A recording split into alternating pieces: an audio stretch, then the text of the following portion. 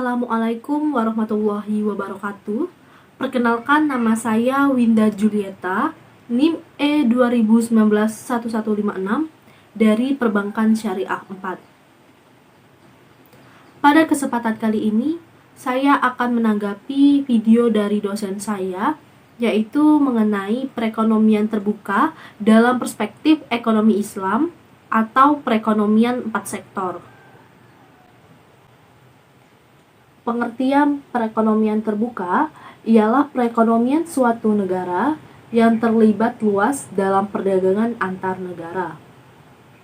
Hampir seluruh negara di dunia menganut perekonomian terbuka. Dengan ikut dalam perdagangan internasional, dapat memacu ekonomi nasional karena akan memperluas pasar dan meningkatkan daya saing produksi dalam negeri. Konsekuensi dari perekonomian terbuka. Konsekuensi dari perekonomian terbuka yang menyangkut penyesuaian pengertian 3 konsep. 1. Permintaan agregat. Permintaan agregat, permintaan barang dan jasa akan meningkat karena terjadi penambahan pasar uang. Yang kedua, jumlah uang yang beredar dari pasar barang. Maka, uang yang beredar dari pasar barang akan bertambah karena perdagangan luar negeri. 3. Harga barang atau jasa akan berubah, bisa lebih murah atau bisa juga lebih mahal.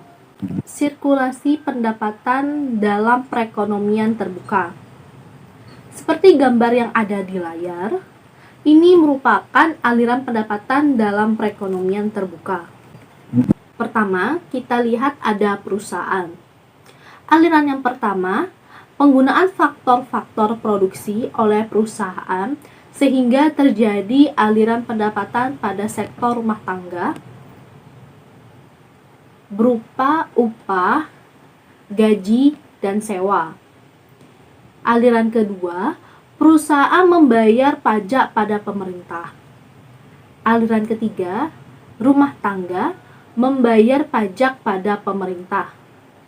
Aliran yang keempat, rumah tangga melakukan konsumsi barang-barang yang diproduksi perusahaan dalam negeri.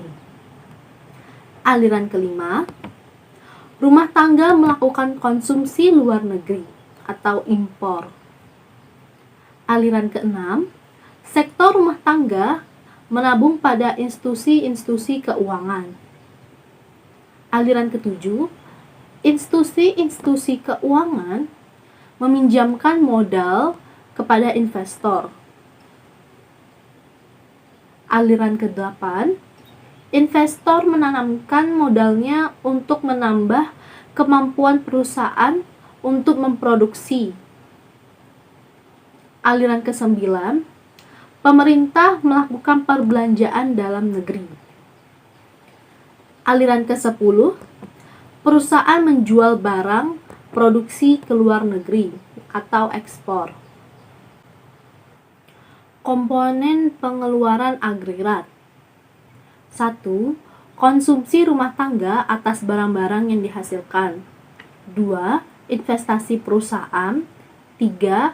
Pengeluaran pemerintah atas barang dan jasa yang diperoleh dalam negeri. Ekspor disimbolkan dengan X dan impor disimbolkan dengan M. Sehingga AE sama dengan CDN ditambah I ditambah G ditambah dalam kurung X dikurang M. Faktor penentu ekspor. 1. Apabila barang tersebut diperlukan negara lain dan mereka tidak memproduksi barang tersebut atau produksinya tidak dapat memenuhi keperluan dalam negerinya. 2. Mutu barang. 3. Cita rasa masyarakat luar negeri terhadap barang yang diekspor. 4. Kemajuan teknologi dan ekonomi negara. Faktor penentu impor. 1. Tingkat pendapatan negara. 2. Inflasi dalam negeri. 3. Kemampuan suatu negara untuk membuat barang. 4. Cita rasa konsumen. Penawaran dan pengeluaran agregat. Penawaran agregat AS memiliki persamaan AS ditambah Y ditambah M. Penawaran agregat AE memiliki persamaan AE sama dengan CDN ditambah I ditambah G ditambah X ditambah M. Pengeluaran rumah tangga terdiri dari pengeluaran dalam negeri dan pengeluaran atas barang-barang impor. Persamaannya yaitu C sama dengan CDN ditambah M. Sehingga persamaan AE adalah AE sama dengan C ditambah I ditambah G ditambah X. Selanjutnya, pendapatan disposable digunakan untuk membeli barang dalam negeri, impor, dan ditabung. Persamaannya yaitu C dikurang CD tambah M. Dengan demikian, pendapatan nasional perekonomian terbuka mencapai keseimbangan pendapatan nasional. Berlaku persamaan C ditambah I ditambah G ditambah dalam kurung X dikurang M sama dengan C ditambah S ditambah T. Perekonomian terbuka pada saat sistem ekonomi Islam.